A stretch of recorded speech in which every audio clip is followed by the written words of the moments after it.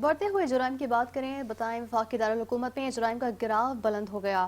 تھانہ لوہی بھیڑ کی حدود میں مسلح ڈاکو نے بڑی واردات کرتے ہوئے ایک شہری کے خاندان کو 5 گھنٹے سے زائد یرغمال بنائے رکھا اور کروڑوں روپے کی ڈکیتی کر کے فرار ہوئے۔ اسلام آباد تھانہ لوہی بھیڑ کی حدود میں ٹی سی ایس اہلکار بن کر گھر میں داخل ہونے والے مسلح ڈاکوؤں نے 2 کروڑ روپے سے زائد کی ڈکیتی کی۔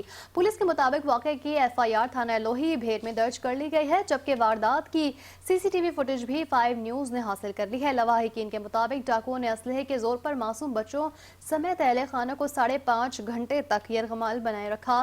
ڈاکوؤں کے پاس بے ہوش کرنے والا اسپرے اور کرنٹ لگانے والے اوزار بھی موجود تھے۔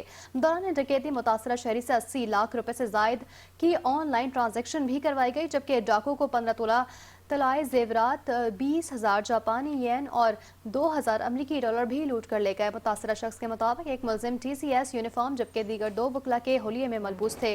لواحقین کا کہنا ہے کہ ایک ملزم موٹر سائیکل جبکہ 2 ان ڈرائیور سروس کے ذریعے فرار ہوئے۔ سی سی ٹی وی فوٹیج اور گاڑی نمبر ہونے کے باوجود کئی روز گزرنے کے بعد بھی ملزمان گرفتار نہ ہو سکے۔ اہل علاقہ کا کہنا ہے کہ لوہی بھیڑ اسلام آباد شہریوں کے لیے غیر محفوظ علاقہ بنتا جا رہا ہے۔ علاقہ مکینوں نے آئی جی اسلام آباد سے مطالبہ کیا کہ فوری نوٹس لے کر ملزمان کی گرفتاری یقینی بنائی جائے۔